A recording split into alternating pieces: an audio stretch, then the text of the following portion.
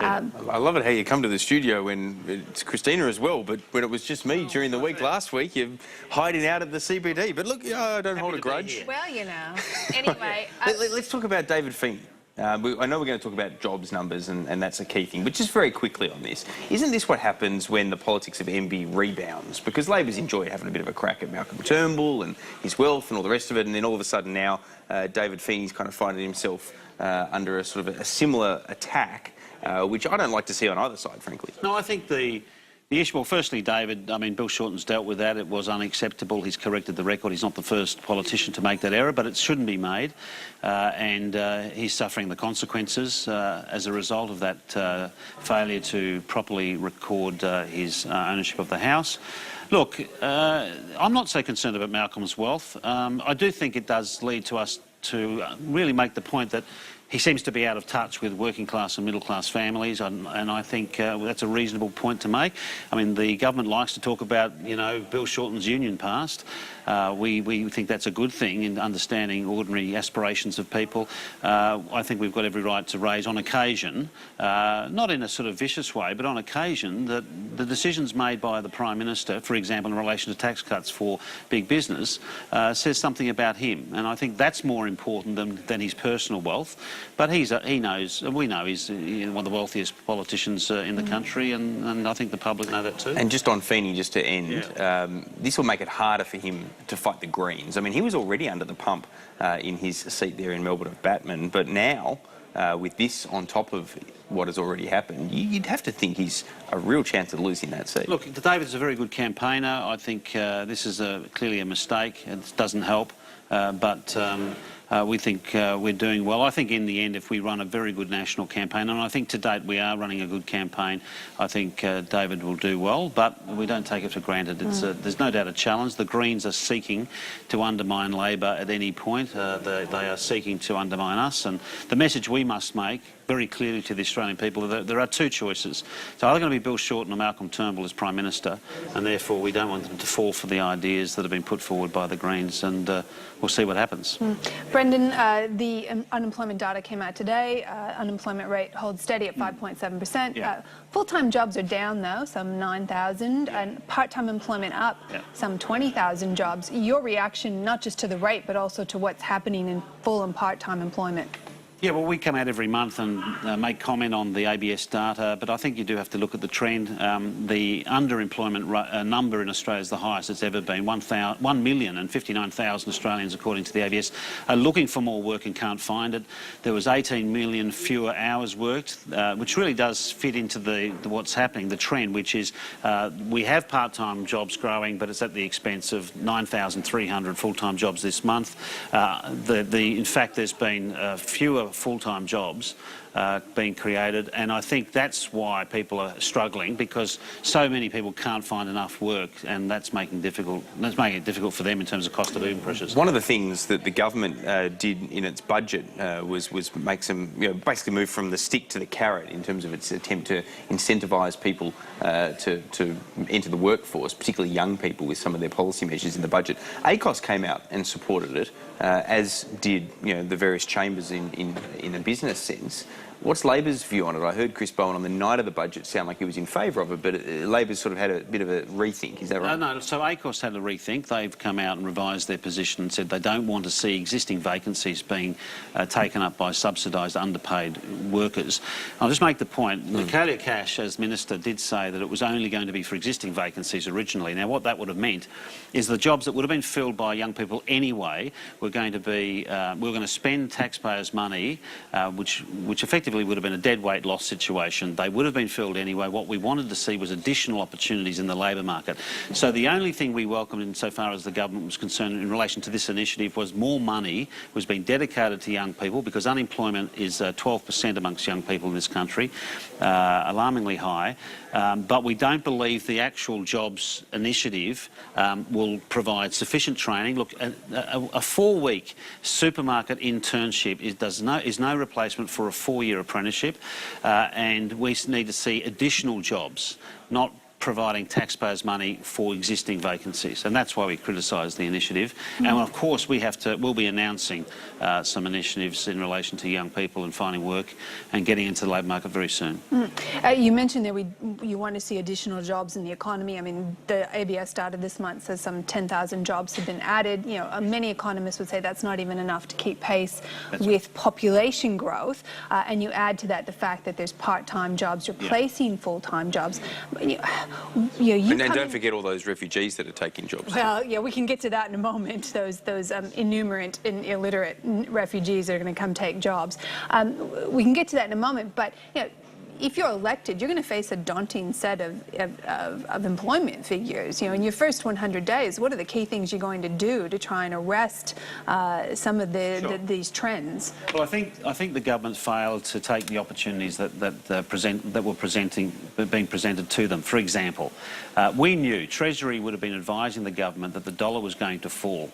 And it has fallen significantly. Now, that means there's some challenges, but that also means that manufacturing and other sectors of our economy can take that opportunity to export goods and services. And we believe that at absolutely the wrong time, the government removed support for the car industry. Now, it's not just the 10,000 direct car maker jobs, it's the tens of thousands, arguably 200,000 jobs in the automotive parts sector of our economy, small and medium enterprises that will suffer once the car maker leaves our shores. We think that was a devastating decision to make, to pull away support just at a time when the exchange rate was providing opportunities for manufacturing and ensuring that we can export in manufacturing. Can I ask a question on that? Is that an egg that's been scrambled that can't be unscrambled, or can Labor revisit some of this? I think it is very difficult when you go to hold and to leave, as they did, and hold and leave. It's very hard to restart that. But look, there may be opportunities in the future. We know, for example, and I'm not making any announcement here, but I know that, for example, electric cars are going to be continuing to become a larger part of the car market. There may well be opportunities for future governments and indeed for this country to look at, to explore that area. But government assistance to help build an electric car industry in this country. Well, I think there's sort of things that should be examined, but I do think when you turn your back on the industry entirely, it makes it harder to start again. You say it was the wrong time to get out of it. Is that because we're transitioning out of the mining boom? Is it because the dollar's weakening? Yes. Because, you know, in many ways, those industry assistance packages were propping up industries that were not sustainable in the long run. Arguably, but Kristina, in most developed countries where they have a car market, where they manufacture cars, there's been government support, and the level of support we were providing per car was not anywhere near that was provided in the United States. And is the argument there, Brendan O'Connor, is the argument that, okay, fine, there's government assistance, but because of the flow-on impact of that, it's money well spent? Well, that's right. If you look at you have to look at beyond the direct employees of the car-making manufacturers and look at the automotive parts sector of our economy,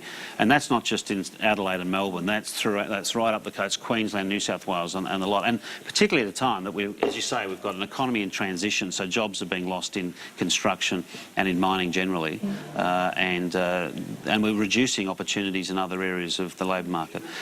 Let me ask you about the Coalition's announcement today targeting wages fraud, particularly highlighting the 7-Eleven situation. They've announced some tenfold increase in fines, new money for the watchdog, new powers for the workplace watchdog.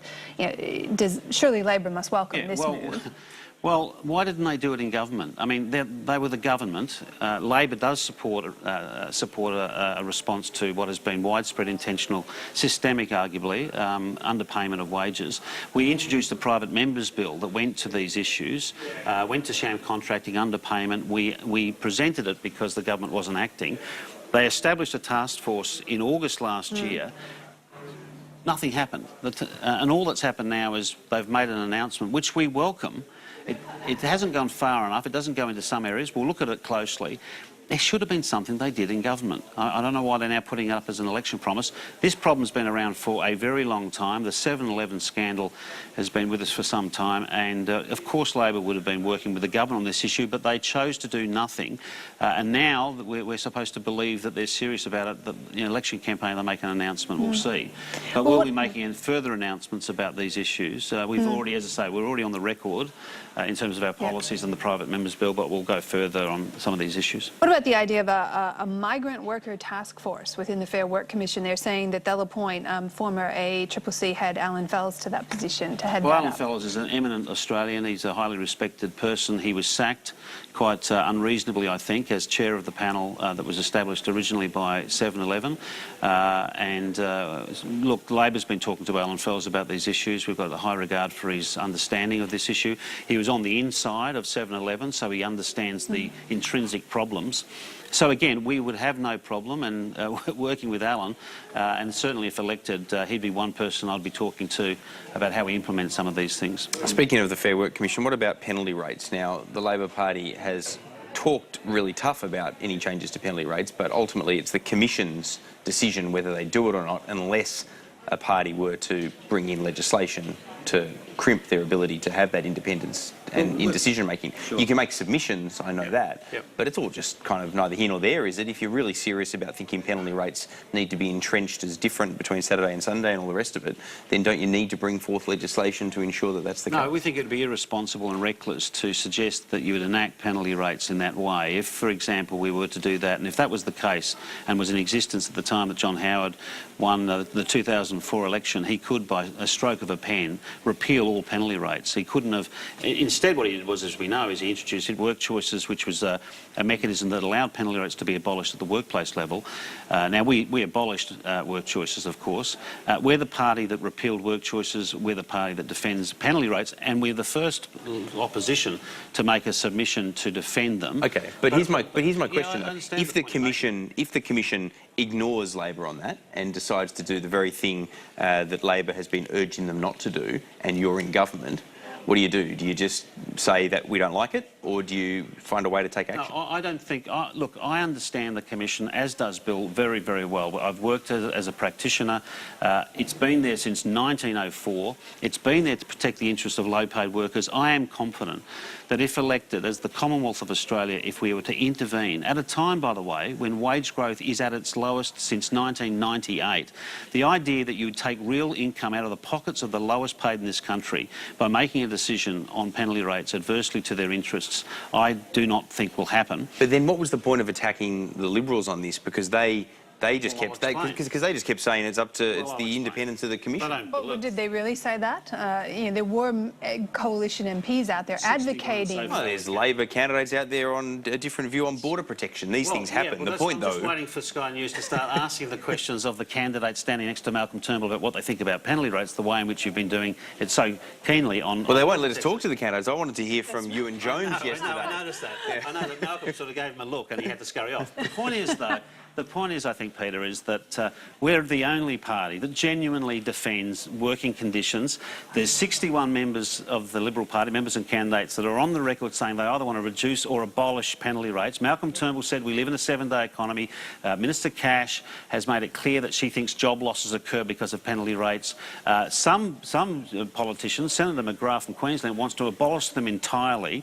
Now, they established the PC Commission. That recommends a cut. They've tried to outsource their responsibility for that, but that recommendation has been put in by employers because, as in their heart of hearts, they want to see the end or the reduction of penalty rates, and everyone. I don't necessarily disagree with any of that, and I don't disagree with philosophically where Labor sits or where the government sits on this. But there's no practical difference, though, in a policy setting sense, though, is there? Because this is shoved off to the Commission. Why don't they join us now and co-author the submission we've made to the Fair Work Commission to defend penalty rates? So why wouldn't they join us if we had the same position? Because they don't have the same position. You said if you were elected and the Fair Work Commission's got to make this determination, you said something, we would intervene. you were suggesting you'd make another submission That's from right. the position of government, or That's you would right. intervene in some other way? No, we would intervene to strengthen our position. As I say, yesterday the wage growth figures came out, and it's the lowest wage growth since 1998. I mean, at a time like this, when you've got a government seeking to cut family payments, I would argue trying to cut penalty rates, and there's low wage growth, we have to defend. But what does the But intervention... well, I want to ask that, but Yeah. you seem to be somewhat confident that the Fair Work Commission in this economy, with these economic conditions, is probably not going to change. Because I've seen weekend penalty this rates. institution, I mean, I've appeared before it many, many times before I was a parliamentarian. I understand its culture and its history. You go right back to the Harvester judgment. It has always been there to make sure that there's a decent wage for people. Now, we're at a 75-year high insofar as inequality is concerned in this country. It's only because of Labor, because of universal health care, the minimum wage and other things that set us apart from America and the United States, which I think is a real problem when you see a country that I've admired, seeing it hollow out the middle class wages in that country, where people's wages are falling in real terms.